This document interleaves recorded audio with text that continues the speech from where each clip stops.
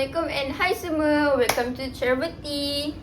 Podcast ini yang bercakap pasal benda-benda yang menarik dalam dunia pelancongan. Saya Syaza sebagai host anda pada episod kali ini. So bersama kita hari ini ada 4 orang tetamu yang akan bagi pendapat kenapa orang Singapura suka sangat kat Johor. So without further ado, let's get started. Okay guys, sekarang saya bersama dengan Putri and Aisyah. Hai. Saya ada soalan untuk korang. Soalan dia, kenapa orang Singapura suka sangat datang kat Johor? Padahal dia orang boleh je pergi negeri-negeri lain yang ada kat Malaysia. Banyak je lagi kan. Macam ada Negeri Sembilan ke Kelantan, Selangor. Banyak je lagi. Kenapa? Pada pendapat saya, faktor utamanya ialah nilai mata wang. Okey, dolar Singapura lebih tinggi tak berbanding ringgit Malaysia.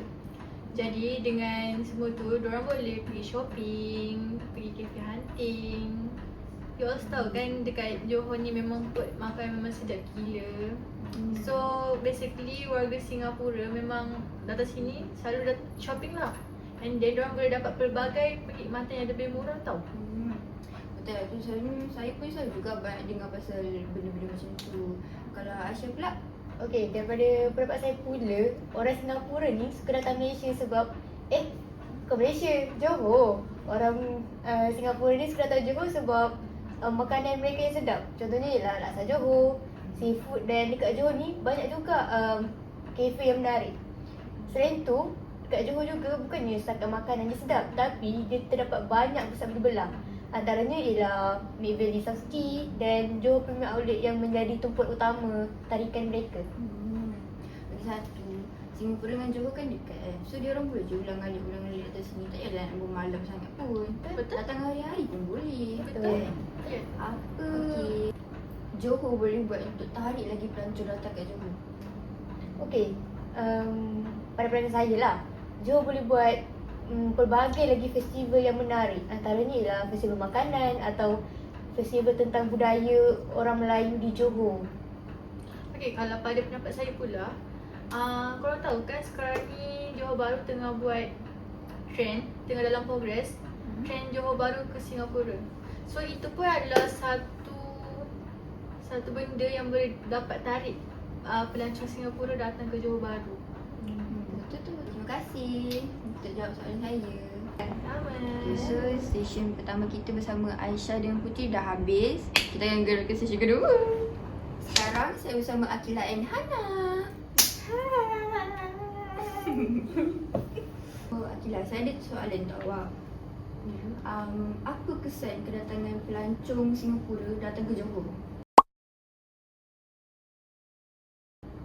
Saya rasa kesan dia sangat positif. Sebab bila rakyat Singapura masuk ke dalam Johor, mereka akan meningkatkan lagi ekonomi dekat negara kita. Sebab nanti mereka akan datang ke negara kita dan mereka akan menginap di hotel. So dia akan menaikkan lagi ekonomi kita. Dan itu akan membuat peluang pekerjaan menjadi lebih luas. Oh, menarik juga tu. So Hana, apa pula cabaran yang dihadapi kat sini? Pada saya rasa cabaran yang selalu ada dekat Johor Bahru ni bila waktu weekend.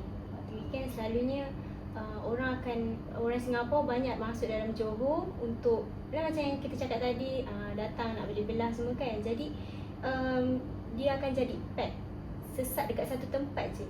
Dekat situ mungkin cabaran untuk orang yang dekat Johor kot. Saya pun setuju, pelancongan bukan je bantu daripada segi ekonomi, tapi boleh juga eratkan hubungan dengan Singapura dengan Malaysia. Betul kan? Betul. Okay, so saya ada lagi satu soalan.